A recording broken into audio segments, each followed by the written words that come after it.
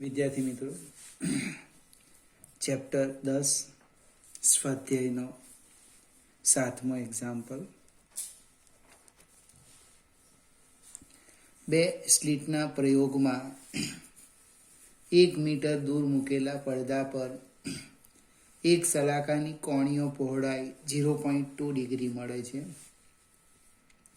વપરાયેલ પ્રકાશની તરંગ લંબાઈ 600 નેનોમીટર છે. જો આખા પ્રાયોગિક સાધનને પાણીમાં ડુબાડવામાં આવે તો તે સલાકાની કોણીય પહોળાઈ કેટલી થશે?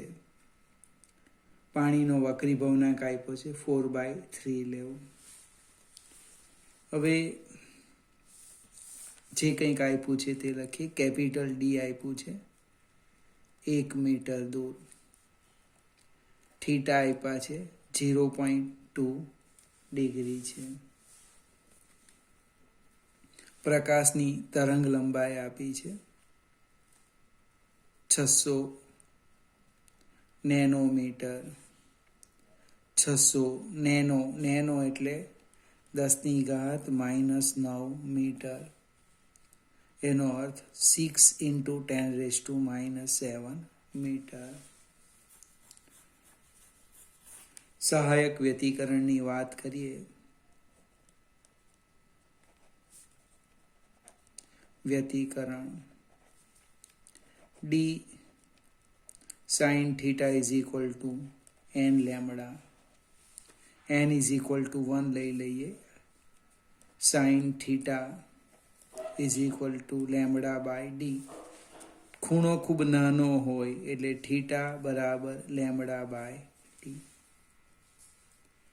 આમ ન લખવું હોય તો બીજી પણ એક રીત છે, એ સમજાવો. આ કાઢી નાખીએ. આપણે આ રીતના જસ્ટ વિચારીએ. ફિગર આ પ્રકાશિત સલાકા છે. આમ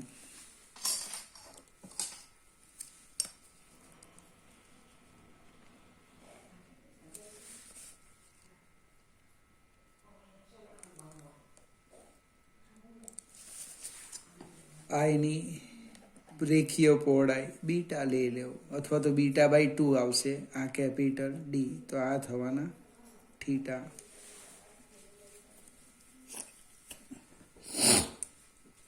અને β/2 લખો તો થીટા શું લખાય? ખૂણો બરાબર, જો ખૂણો બરાબર ચાપ ભાગ્યા ત્રિજ્યા, એટલે કે theta is equal to β/2d. Beta એટલે શું?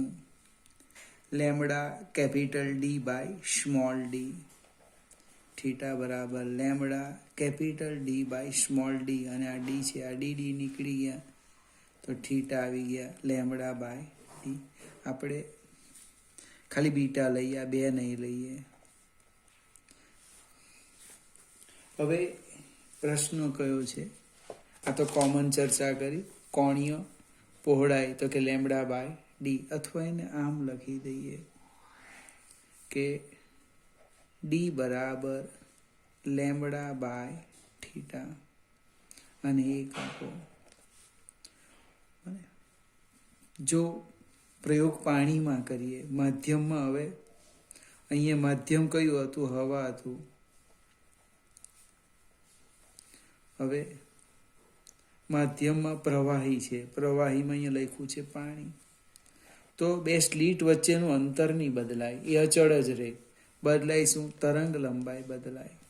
એને કારણે કોણીય સ્થાનાંતર પણ બદલાશે. સમીકરણ 1 અને 2 ની ડાબી બાજુ જો સરખી છે, સમીકરણ 1 અને 2 પરથી આમ લખાય લેમ્બડા બાય થીટા બરાબર lambda dash by theta dash. આપણે શોધવાનું છે થીટા ડેશ, એટલે કે થીટા ડેશ બરાબર થીટા. આ થીટા ડેશ ઉપર જવાના, થીટા સામે જવાના. લેમ્બડા ડેશ આ નીચે આવશે, એટલે કે લેમ્બડા ડેશ બાય લેમ્બડા. સમીકરણ 3. તમને વક્રીભવનાંક આપ્યો છે, પાણીનો નિરપેક્ષ વક્રીભવનાંક n બરાબર c/v. c એટલે આમ લખાય આવૃત્તિ લેમ્બડા, આવૃત્તિ લેમ્બડા ડેશ. v એ પાણીમાં પ્રવાહીમાં વેગ છે. એક માધ્યમમાંથી બીજા માધ્યમમાં જાય તો આવૃત્તિ બદલાતી નથી, એટલે એ કેન્સલ થવાનું. n આપેલા છે આપણને, n કેટલા આપ્યા છે? પાણીનો વક્રીભવનાંક 4/3 આપ્યો છે. 4/3 બરાબર લેમ્બડા બાય લેમ્બડા ડેશ. મારી જરૂરિયાત લેમ્બડા ડેશ બાય લેમ્બડા છે, તો ઉલટાવી કાઢો. Lambda dash by lambda equal to 3/4. સમીકરણ 3 કિંમત મૂકતા જો.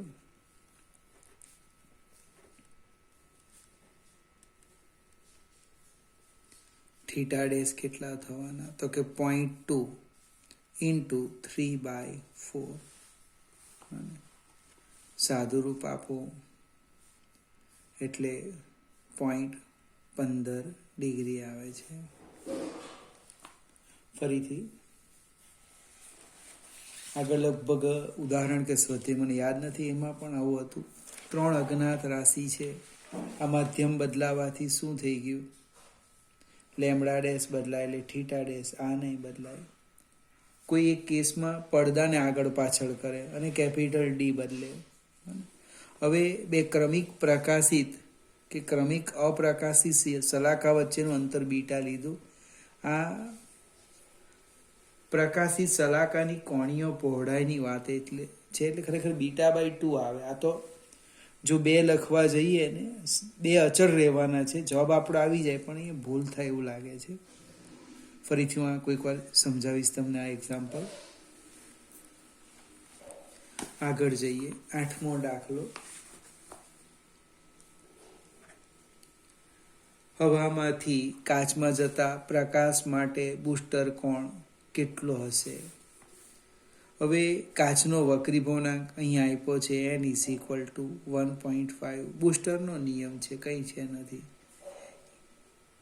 tan θp અથવા તો કોઈ θb લખે. n આપ્યા 1.5 બરાબર tan θp. નેચરલ ટેન્જન જો.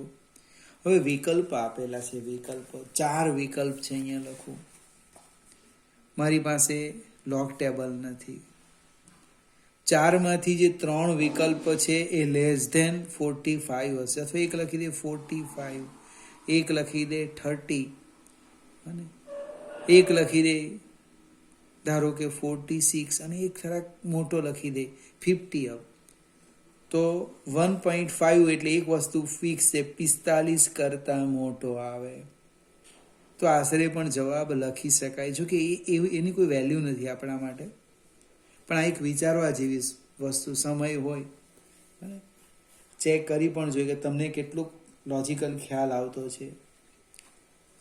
એટલે મોટી કિંમત લેવાની. 45 નથી, 30 નથી, 45 કે 45 કરતી ઓછી કોઈ પણ કિંમત નહીં આવે. હવે 2 હોય, હવે કદાચ એક લખી હોય, ખૂબ મોટી લખી હોય 80, 85, તો એ પણ નહીં લેવાય. એટલે ખરેખર તો નેચરલ ટેન્જન જોવાનું છે, પણ આ તો આપણી વાત કરીએ, કેન્સલ કરી દેવાને. એટલે ડાયરેક્ટ હું લખી દઉં 56 ડિગ્રી 18 મિનિટ. નેચરલ ટેન્જનમાં જોઈ લેજો. 9મો એક્ઝામ્પલ. એકને એક ફરીથી આવે છે. એક સમતલ પરાવર્તક સપાટી ઉપર 5000 એંગસ્ટ્રોમ તરંગલંબાઈનો પ્રકાશ આપાત થાય છે. પરાવર્તિત પ્રકાશની તરંગલંબાઈ અને આવૃત્તિ કેટલી હશે? કયા આપાત કોણે પરાવર્તિત કિરણ એ આપાત કિરણને લંબ હશે? હવે તમને જે કંઈ આપ્યું એ લખીએ તો કે લેમ્બડા આપ્યા છે 5000 એંગસ્ટ્રોમ. એનો અર્થ ડાયરેક્ટ હું લખું -10 છે, એમાં જ્યાં 3 મીંડા કાઢી નાખું એટલે 5 ગુણ્યા 10⁻⁷ મીટર. -10 લખવાના, પણ 10 માંથી આ 3 આપણે દૂર કરી દઈએ એટલે -7 મીટર. ચલો સેજ આપણે આગળ જઈએ. માંગ્યું શું છે? આવૃત્તિ. કોની? પરાવર્તિત. પહેલા તો આપાત તરંગની શોધીએ. આપાત પ્રકાશની આવૃત્તિ. આપાત પ્રકાશની આવૃત્તિ તો કે c = ન્યુ લેમ્બડા, એટલે ન્યુ બરાબર c બાય લેમ્બડા. c 3 ગુણ્યા 10⁸ છેદમાં 5 ગુણ્યા 10⁻⁷. 3/5 એટલે લગભગ 6×5 = 0.6 અને 8 અને 7 ઉપર જાય એટલે પ્લસ થાય ને, એટલે 15 થશે. આપાત પ્રકાશની આવૃત્તિ આવી 0.6 × 10⁻15 હર્ટ્ઝ. કોઈકને એમ થાય કે મને દશાંશ સિંહ ગમતું નથી, તો આ જમણી બાજુ લઈ જાઓ. કેટલા અંક ખસેડો? એક જ, તો આમાં એક ઘટાડો, 10⁻14 હર્ટ્ઝ. ડાબી બાજુ લઈ જાઓ તો વધારવાનું, જમણી બાજુ જાય તો ઘટાડવાનું. હવે પરાવર્તિત કિરણની વાત કરીએ. પરાવર્તિત કિરણ ની આવૃત્તિ માધ્યમમાં, આવૃત્તિ બદલાય નહીં, ભલે માધ્યમ બદલાય તો કેટલી એટલી જ રહેવાની, 6 × 10⁻14 હર્ટ્ઝ. તરંગ લંબાઈ. હવે પરાવર્તિત કિરણ અને આપાત કિરણ એક જ માધ્યમમાં છે. આપાત કિરણ અને પરાવર્તિત કિરણ એક જ માધ્યમમાં. એનો અર્થ તરંગ લંબાઈ પણ બદલાય નહીં, 6 × 10⁻⁷ મીટર. હવે એક બીજો નાનો સરખો પ્રશ્ન પૂછેલો છે, એ સમજાવો કે કયા આપાત કોણ માટે, હું આશા રાખું ગણતરી કરું એ પહેલા તમે જવાબ નક્કી કરી દેવ. હું એક અડધી મિનિટ બગાડું છું ખાલી. કયા આપાત કોણ માટે પરાવર્તિત કિરણ અને આપાત કિરણ લંબ બને? હવે આ આપાત કોણ છે, એને આપણે કહીએ I, અને પરાવર્તિત કોણ R લખી દે. I કેટલું આવે એ આપણે લખવાનું છે. અહીંયા શું આપ્યું? I + R = π/2. પરસ્પર લંબ થાય. હવે પરાવર્તનનો નિયમ શું છે?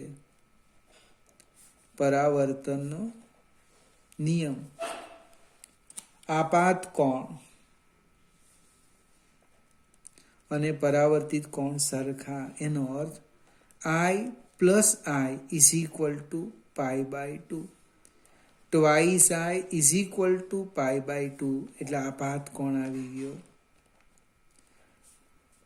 π/4 એટલે કે 45 ડિગ્રી. ગણતરી કરવાની કંઈ જરૂર નહીં હતી. આ 30 તો 30, 40 તો 40, 45 તો 45, 90 થઈ ગયા. 90ના 2 ભાગ કરી દીધા. ઓબ્જેક્ટિવ હોય તો આપણે તરત જ ગણી શકીએ. સ્વાધ્યાયનો લાસ્ટ એક્ઝામ્પલ, પછી વધારેના પ્રશ્નો છે.